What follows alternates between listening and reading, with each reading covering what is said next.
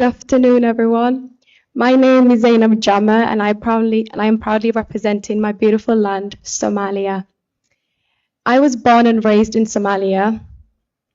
I grew up as a refugee, fleeing my country due to climate issues and conflict. As a child, my childhood consisted of my family and I riding on camels, searching for safety and a home. But every place we found was destroyed. And luckily, our family got accepted and we found opportunity in the UK. And that's where I pursued my education. And my family and I were able to rebuild our life. Today, I would love to share the mission that brought me to Miss World.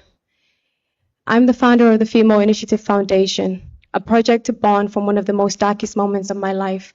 I stand here today not just as a voice for the voiceless, but as a survivor of female genital mutilation.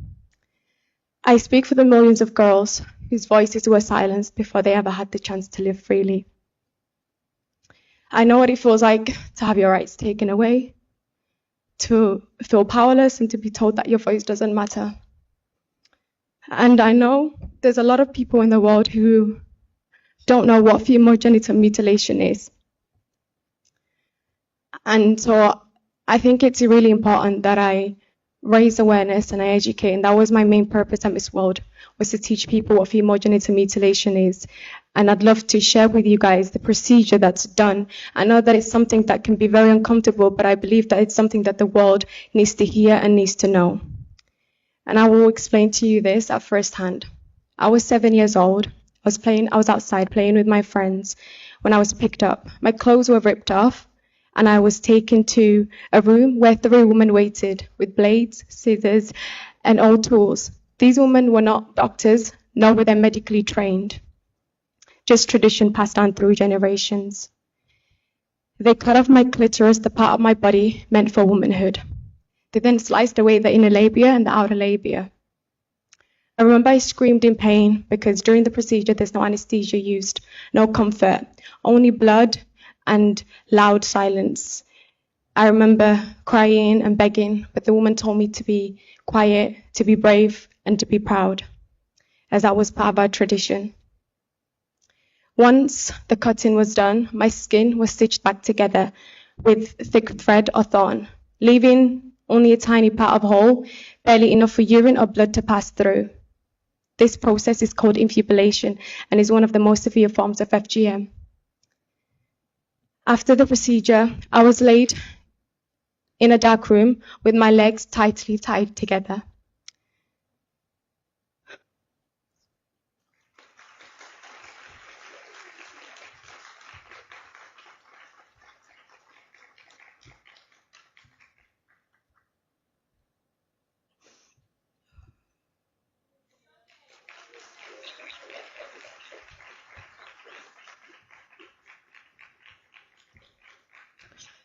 So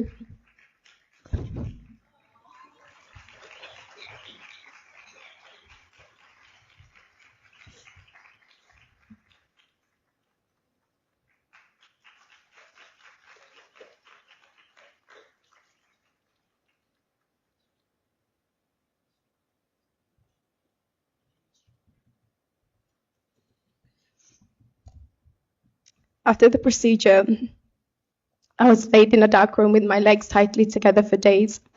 And I remember I was in a room and I was bleeding every day. I had no toys, I had nothing. I only had charcoal next to me, and I used to draw on the wall next to me, and I'd just draw my dreams away just to keep me alive, because that part after the procedure is where a lot of girls die and they don't make it out alive. That moment changed me forever, and my childhood came to an end. I survived, but many of girls didn't, and they don't. I stand here today for the joy that my mother couldn't reap her love.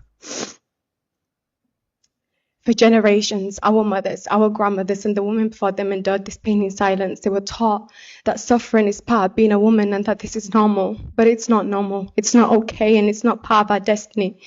I know that I cannot change my past, but I can fight for their future, and I know the consequences that come with that. But I get so many messages from little girls from my country telling me that they're going to be getting female genital mutilation done soon.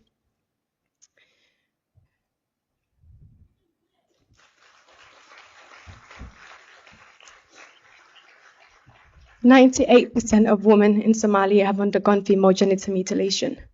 98% is a very big number, and that 2% are just the infants that have not reached the age to be cut yet. That's a whole nation of women in my country.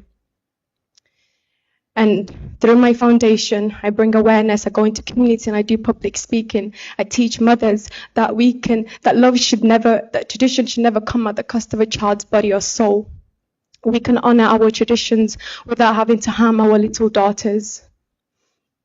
I also created a sisterhood of survivors back home in the UK. Most of them my closest friends. We cry together, we heal together, but most importantly, we use our voices. We fight as we believe that our voices can protect the next generation. I want to protect all the young girls from blades that should never touch them. No little girl should go from playing outside to bleeding in a dark room.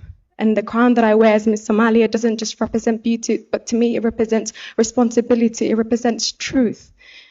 And I wear it for Fortune, I wear it for Deqa. Fortune and Deqa, both full of life and dreams, whose family I interviewed. Both of them bled to death from this same horror. Their hearts stopped beating because somebody thought that tradition was way more important than their lives. Their bodies couldn't survive what mine barely did. And so, no matter what the consequences is, I'll continue to keep fighting until I see change and until I see the world talk about it. Thank you so much. Thank you, Somalia. I think that all the ladies are standing for you. There we are, if you can see. Ladies, we've just heard something that I think to all of us and to every guy here, every girl, every mother, every grandmother, we have heard a voice which has to be listened to. We've heard a voice that needs to be listened to by grandmothers, by mothers in your country, and we need to hopefully and carefully and kindly explain to those people in your country that it's wrong. There is no right. It's wrong. And what has been believed in the past, like many, many people have different customs, you have to eventually stop and think that custom is wrong. And there is no shame in being wrong. The shame is not to put it right. So we'll all stand together and we will make it something that we explain to women, not make them feel bad because they believe that was the right thing to do. You don't do anything by telling people they were bad. They didn't understand. Now we must make them understand by everybody coming together to save other young girls from the same torture and cruelty which was thought to be the right way. Thank you for your bravery. And I don't know where this is going. I never get involved in politics, but this isn't politics. This is a social denigration, cruelty, and totally unacceptable, unnecessary thing to do to any female, little girl. Little girls don't choose. Now grandma must learn the new way of life. There is no excuse that's because we did it, you have to have it done. So we've got to put that right. We must all do it together, okay? So you can explain this. Thank you very much.